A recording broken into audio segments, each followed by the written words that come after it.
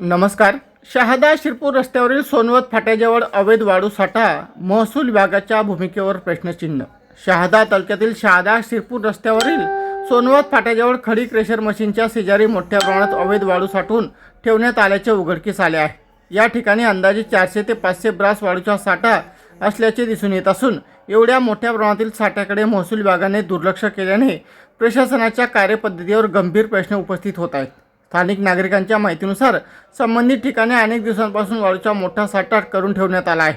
मात्र अद्याप महसूल विभाग अथवा संबंधित यंत्रणेकडून कोणतीही ठोस कारवाई झालेली दिसून येत नाही. त्यामुळे या साठ्यामागे नेमके कोणाचे हितसंबंध आहेत याबाबत परिसरात विविध चर्चांना उधाण आले आहे.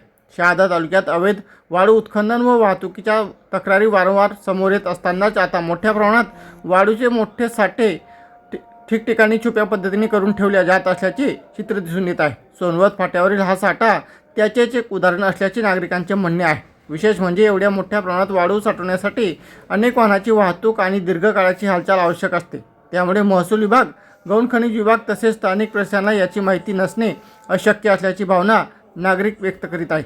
परिणामी महसूल विभागाच्या भूमिकेबाबत संशय व्यक्त केला जात आहे. परिसरातील नागरिकांनी प्रशासनाकडे या प्रकरणाची सखोल चौकशी करून संबंधितांवर कठोर कारवाई करण्याची मागणी केली आहे.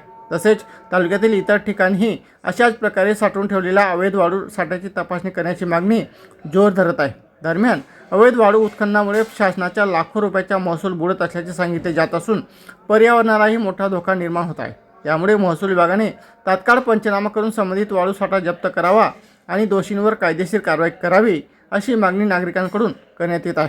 सोनवत फाट्याजवळ एवढ्या मोठ्या प्रमाणात वाळू साठवून ठेवली जात असताना महसूल विभागाला याची माहिती नव्हती का आणि माहिती असल्यास अद्याप कारवाई का करण्यात आली नाही असा सवाल आता नागरिकांकडून उपस्थित केला जात आहे. या प्रकरणात प्रशासन कोणती भूमिका घेते आणि अवैध वाळू साठ्यामागील सत्य काय आहे याकडे संपूर्ण तालुक्याचे लक्ष लागून आहे.